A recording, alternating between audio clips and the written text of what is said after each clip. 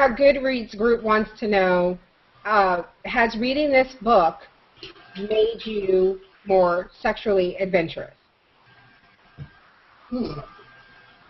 Why everybody get all fucking quiet when I ask that? I'm going to say no. Because Tammy's asking about all of our sex And then it's like, I was already adventurous, Tammy. Thank you very much. Well, not like, I mean, I don't have like Benoit balls or anything, but it didn't make me feel like I'm doing something wrong. I need to try some new stuff. It was just like, okay, so that's out there.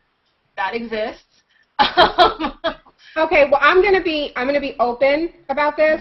It has not made me. I don't think like the other thing Tammy said is that she said a coworker read the book and said the same thing I said, that the contract didn't sound so bad if you take out the fisting.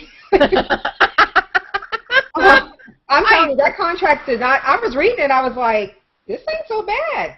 No. But I will say what I envy about people in that lifestyle is that openness, that just, do you know what I mean? Because I do think that women, even when you've been in a relationship for a while, especially when you've been in a relationship for a while, you're married and then you have kids and your body changes and, you know, there was a part of me reading that felt like, you know, and I've always kind of felt this way about people in that community. I do envy that kind of try anything, openness to, you know, like, I did take issue with the fact that everything she tried, she liked. I was just like, that's just impossible. You didn't like this. Because sometimes you're going to try something sexually and you're just going to be like, oh, my God, this is not for me. Can you hurry up? Right. But I do envy that.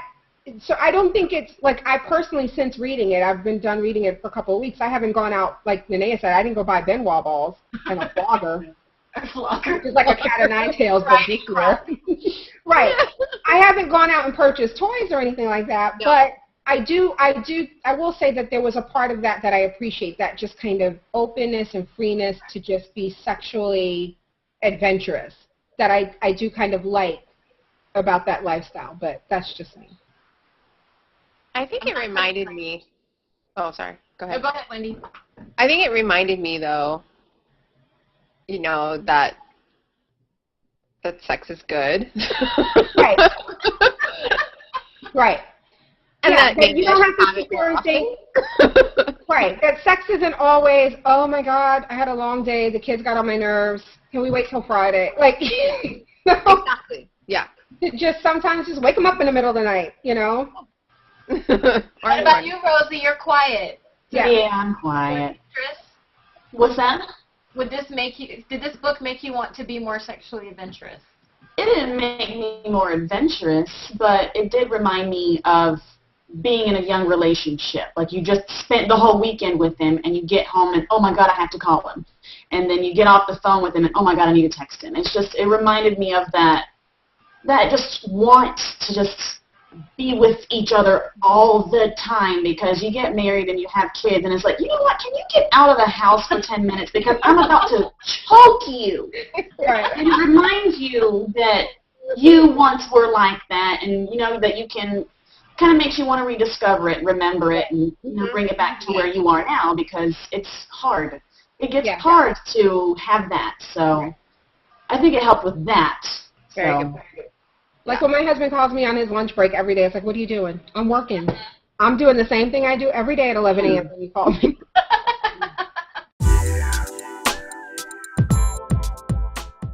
I actually liked the email exchanges. That was the only part of the book that I thought was somewhat cute, in that they would, you know, he'd notice her signature and be like, ooh, I like that. And because that was the only part of it that was very like a real relationship. Yeah. I didn't notice that until about halfway through the book, and I was like, damn it, now I got to go back and see what all the other ones were. Shit. Yeah, I missed that too.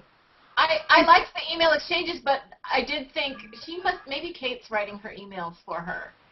Because they were so smart and snarky, and it's like, yeah, totally out of character with everything else that you do and say. Yeah. So. Where are you, like, in real life? Isn't it? But I thought that that's kind of true, because it's easier, you know, thinking back to my past relationships, especially in the beginning when there's the courting, you are a little bit dirtier and flirtier and more aggressive when you don't have to look him in the face and say these things, you know. So the texts are always kind of like, you know, just a little bit dirtier, and the emails and stuff. And I know a couple people were annoyed by the emails. They thought they were corny, but I liked them. I did like the emails. Especially for Anna, knowing that he is so experienced and she's not. I think maybe it was easier for her to hide behind the screen, and just in case she said something wrong, he wasn't right there going, oh. Until he just showed the fuck up because he's a stalker. That's scary. See, I rooted for her when she would say something kind of like backtalkish, you know, and then she'd close it and go to bed. But then she'd wake up and he's standing right there. Yeah, because that was kind of creepy. Yeah, when he shows up at her house. Like, he'll be sitting here. As Robert just said on Twitter, bringing it back to what Nenea said, 50 Shades equals Beauty and the Beast with a beautiful beast.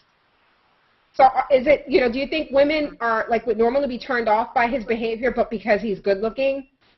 That helps. Yes. And rich.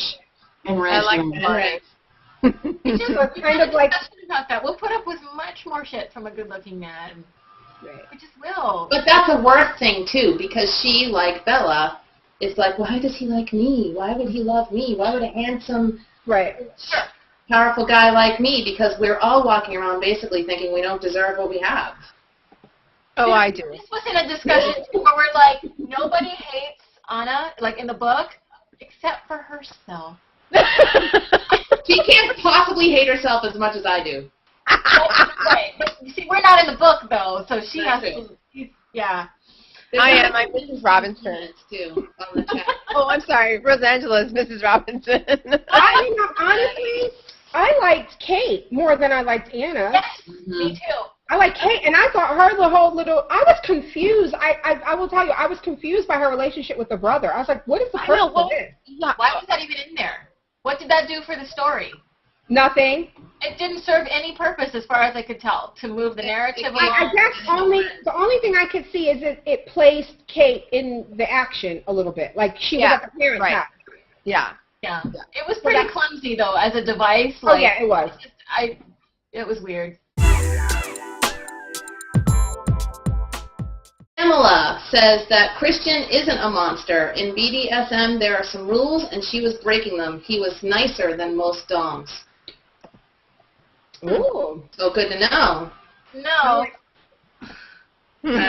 Set us straight. Yeah, no, I mean, it sounds like she knows.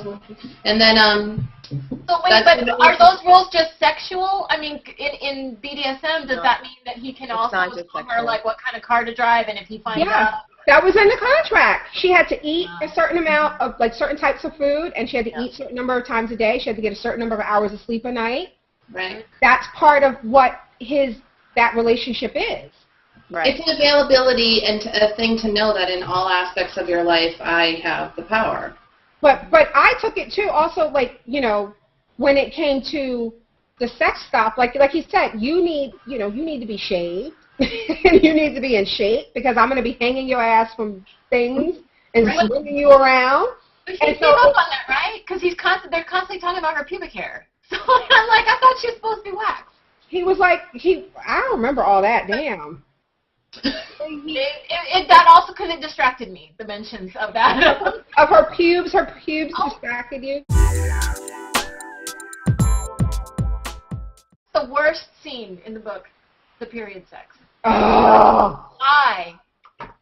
Yeah, I'm not down with the period sex. I'm sorry. What point was that for? Like, I'm not saying people don't do it, and that's weird or anything. I just don't know what. I am. Why She has, I mean, throughout the whole series, there are a couple of lines that, and this is what I want to talk to you all about when you read the third book, but there's a couple of little instances where you just go, that ain't sexy. Like, that's just nasty.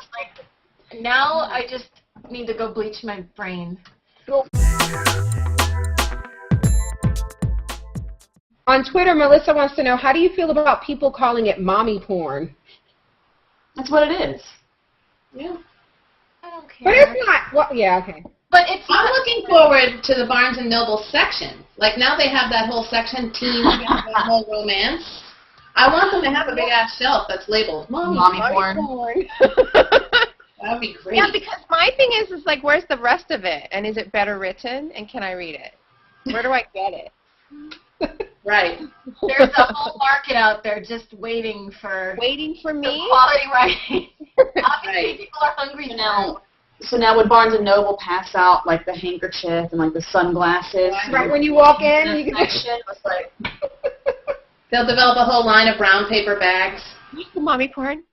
or you just get it on your Kindle and nobody has to know. That's what your e-reader is for. Yeah, you have that delivered at like 2 in the morning and nobody has to know. We're going to be announcing the next book now. So the book, I'm going to be an asshole because I don't remember the author's name. It's A Discovery of Witches. Yeah. What's the author's name? Somebody help me out. Hang on. I can't remember, and it's embarrassing. I've read it. Is her name Harkness? You read it? Deborah Harkness. Harkness. Okay, see, I remember that from Torchwood. Okay, Deborah Harkness. And we picked this book because it's, you know, I don't know about you guys, but I've been hearing about it for like a year now. I've been seeing people checking in on Goodreads, reading it. And the second book comes out in July.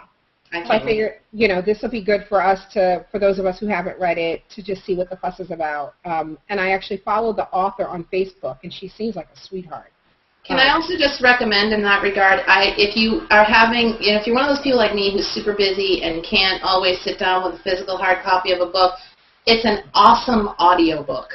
Who does the reading? I don't know her name, but this woman is a master of accents, and she really discerns between which character is speaking. You can have a really bad audiobook experience, but this book, the audio is awesome. So if it's going to help you get the book read in time for our discussion, I can highly recommend the audiobook. And it's available on Amazon. You can get it for $9.99 on your Kindle. It's on Audible, too, if you want the audiobook. I thought there would be like a shorter, better little snazzy synopsis I can read, but there isn't. So you just go to Amazon.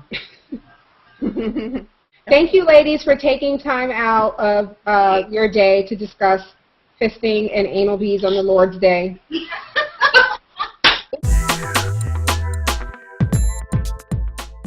Somebody help me. Did they call them?